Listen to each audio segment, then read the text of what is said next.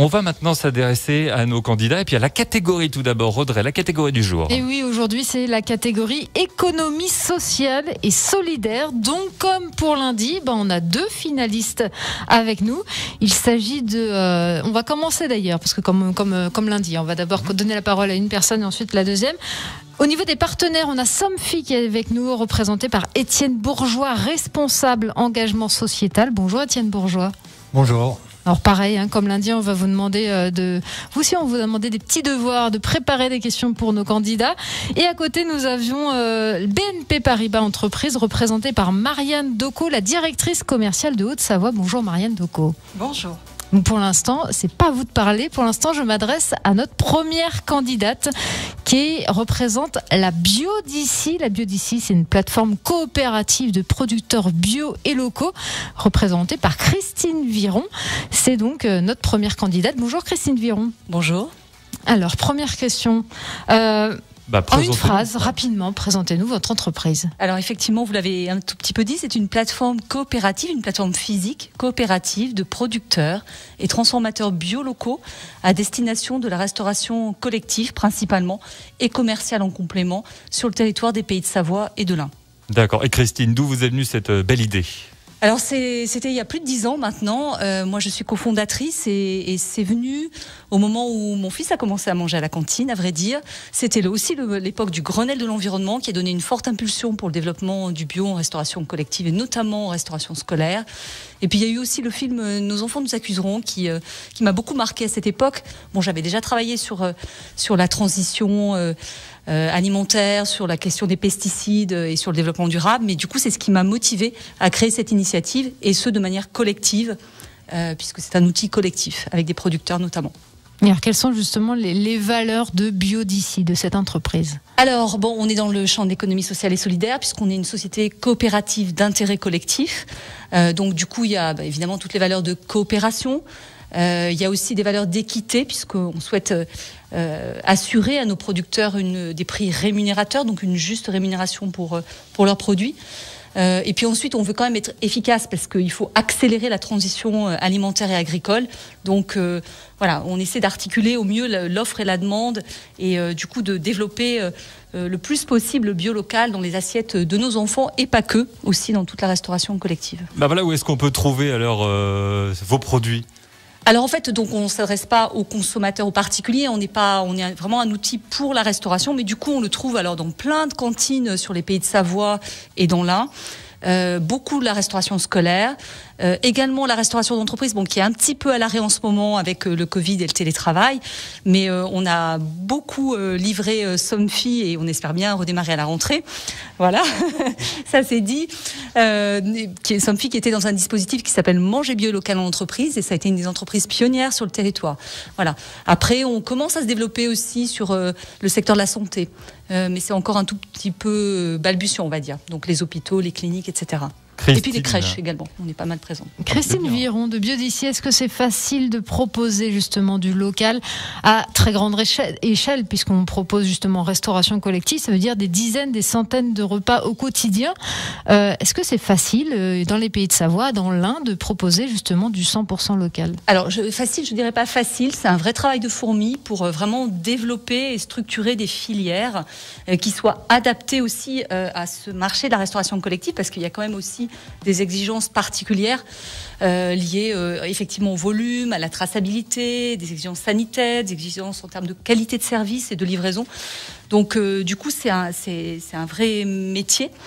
Voilà, mais nous, ça fait 10 ans qu'on fait ça, on s'est développé petit à petit, donc maintenant on a pris une certaine ampleur, mais donc c'est pas facile, mais progressivement on trouve de plus en plus de produits bio locaux. Il y a un certain nombre de produits qu'on a pu relocaliser sur notre territoire, par exemple tout ce qui est yaourt. Les œufs en partie, enfin voilà, donc c'est vraiment dans nos missions de base de faire ça. Christine Viron de la Biodici, candidate finaliste de la catégorie économie sociale et solidaire sur l'éco-tremplin Radio Mont-Blanc. Audrey, on va peut-être maintenant passer la parole aux partenaires. Je suis sûr qu'ils ont plein de questions à poser. Oui, on va commencer par Étienne Bourgeois de Somfy. Vous avez préparé des questions pour la Biodici. Oui, bonjour Christine. Bonjour. Ma première question, elle est simple. Le bio, c'est bon, ça, on le comprend. Mais est-ce que c'est une activité rentable ? Alors, nous, notre structure, elle est à but non lucratif. On a démarré comme association et on s'est transformé, donc, comme je l'ai dit tout à l'heure, en société coopérative d'intérêt collectif, donc qui est aussi à but non lucratif. Pour autant, dès le départ, on a visé l'autonomie financière. Donc, on a eu quand même le soutien de collectivités, de quelques fondations, mais voilà, ça n'a jamais été la principale source de revenus. Vraiment, l'optique, ça a été de ça. Et donc, depuis quelques années, on a atteint l'autonomie financière. Pour autant, voilà, comme on veut rendre les produits bio locaux accessibles au plus grand nombre à travers la restauration collective, qui a quand même aussi des contraintes de coûts matières assez importantes, et en même temps assurer une juste rémunération aux producteurs, entre les deux, notre équation, elle est très serrée, donc on doit être très très efficient. D'accord. Étienne, une deuxième question. Oui, une deuxième question. Comment est-ce que la solidarité s'invite dans votre modèle économique ? Alors, elle s'invite à plein d'endroits. C'est vraiment, ça fait partie de l'ADN, j'ai envie de dire, de l'économie sociale et solidaire, et puis du coup de notre projet. Donc, ça s'invite par le fait que on rend le bio accessible à tous, donc à un public socialement diversifié à travers la restauration collective. Ça s'invite aussi à travers la juste rémunération des producteurs. Et puis j'ai envie de citer un exemple qui est tout à fait d'actualité. Récemment, on a une de nos productrices associées qui est une éleveuse de poules pondeuses qui a dû faire abattre tout son élevage, et c'est totalement disproportionné, on ne va pas rentrer là-dedans, mais il y a quand même quelque chose qui ne va pas dans la loi, parce qu'il y a eu un problème de salmonelle sur une litière d'un de ses lots de poules, et donc elle a dû tout faire abattre sans indemnisation.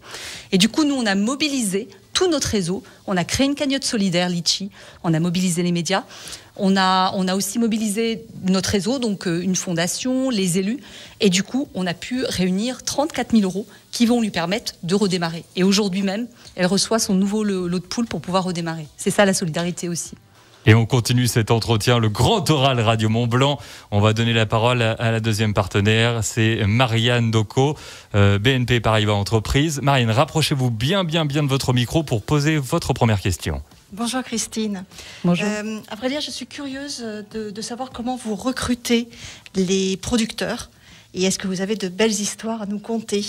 Bon, ça, c'en est une, l'histoire de notre productrice de poules. C'est pas du recrutement. Non, c'est pas du recrutement. Non, le recrutement, alors ça se fait, c'est toutes sortes de rencontres. Et c'est vrai que le fait d'être dans un réseau, ou plusieurs réseaux, d'ailleurs, on est dans le réseau de l'agriculture bio, on est dans le réseau de l'économie sociale et solidaire, ça permet du coup de créer plein de liens. Et donc du coup d'être connu et visible, et c'est l'intérêt aussi pour nous d'être aujourd'hui dans ce concours, c'est de pouvoir être le plus visible possible, de sorte qu'on soit identifié par des producteurs. Donc ensuite, c'est vraiment au fil des rencontres, donc des producteurs qui s'installent, qui se convertissent au bio, qui se divertissent, pas se divertissent, mais qui se diversifient dans leurs débouchés. Et du coup, voilà, s'ils ont entendu parler de nous, ou si nous on entend parler d'eux à travers notre réseau, on va les contacter, et du coup on va voir si c'est possible de travailler ensemble. Marianne, une deuxième question. Et quels sont vos projets de développement pour demain ? Alors, à vrai dire, aujourd'hui, il y a vraiment depuis la loi Egalim, il y a eu un objectif de passer à 20% de bio en restauration collective et 50% d'alimentation durable, dont au moins 20% de bio, et alors qu'on en est à 4,5%. Donc du coup, on a vraiment cette accélération, ce changement d'échelle. Et nous, donc le projet, c'est vraiment d'être en capacité d'accompagner ça. Et donc du coup, de mettre toute notre énergie dans le développement et la structuration de filières. Et derrière, dans la capacité, bien sûr, à livrer donc toute la qualité de service qui est derrière. Donc ça veut dire faire évoluer notre organisation, nos outils. Voilà, pour être vraiment en capacité d'accompagner ce changement-là. Et elle est en lice, donc la finaliste pour l'instant, c'est Christine Viron, la bio d'ici, représentée par Christine Viron qui est avec nous en studio. N'hésitez pas, rendez-vous sur la page Facebook de Radio Mont-Blanc pour liker, partager et ainsi de suite la vidéo de Christine pour l'encourager et voter pour elle. Merci Christine, on croise les doigts pour vous. Et puis, dans quelques instants, ça continue avec une autre candidate. Et oui, cette fois, on recevra Stéphanie Médéros qui représente ma conciergerie locale.